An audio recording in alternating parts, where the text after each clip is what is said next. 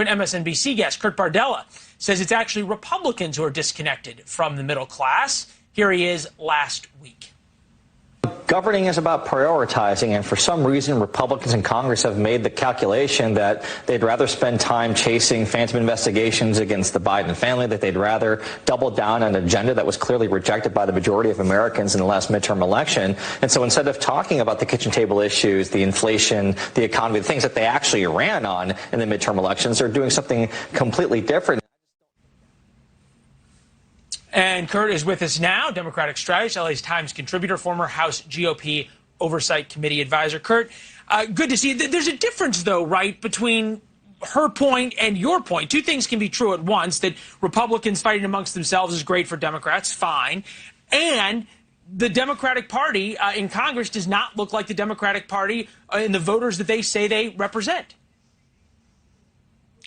Well, I agree with you that two things can be true at the same time. And this is why I've said for all the people in the establishment media in the Beltway bubble who don't understand why Donald Trump won in 2016 in the first place, I always say, you need to go to a country music concert. I spend a lot of my life in the world of country music, going to country concerts, and I can tell you, when you go to those shows and you see audiences in different places, like in Arkansas, like in the Midwest, in Nashville, all across this country, you see a very different America than the one that we see here in Washington. But I think it's both parties that are guilty of this. I think both parties get too caught up in the Beltway BS and the chatter and the inside baseball. It's the same, let's remember, it's a Republican Party that also makes fun of Alexandria Ocasio-Cortez, who was a bartender. I mean, it doesn't get more blue-collar than being a bartender, and they mock her for that, too. Both parties do this. Well, she's okay, come on. Yeah, right. Okay, but she's also a bartender who drives a Tesla now and certainly and goes to the Met Gala, okay, with a dress that says tax the rich. But put that point aside. You talk about country music concerts.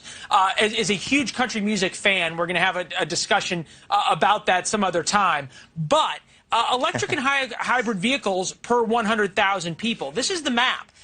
People who listen to country music concerts aren't buying EVs, and we can see that on the map because in the middle there's really no electric vehicles.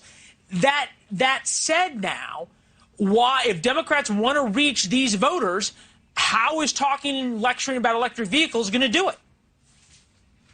Well, I think that there's also a reason why Ford decided to come out with their first electric F-150 truck, because that's the audience they do want to reach, and they're trying to make a concerted effort to do that. I think in a lot of ways, you follow the trend of what a lot of the companies that cater to this part of the country, like Ford, like Chevy, there's a race right now to try to appeal to those people. Kurt, you and I both, and that's why they make it. They would not be making that truck if they didn't want to reach those people. Why would you waste the money to do that, man? Come on. Because they're doing it for the tax credits, and they're doing it because they want the good PR, and they're doing it because in California there's contractors and guys who want to be seen driving F-150s who will buy electric ones. Okay, they're not doing it for guys where I come from in Missouri. I think that they think there's a big consumer audience for this. We'll find out. Listen, hey, in 5 years, maybe they're not going to be making it anymore, and you're right. Time will tell. I can't sit here right now and say I know for sure that it's going to not work. They're making the bet that it will, and I think that there's a reason why they're pushing very hard on that. And, hey, I don't think there's anything wrong with it. If you want to drive an F-150 electric vehicle, God bless you. Yeah, we can make, consumers can make choices. That's the great thing about our economy. People can decide what they want to do. Drive whatever you want. The prices of used Teslas now are crashing because people aren't buying them. But I go back to what this Congresswoman says.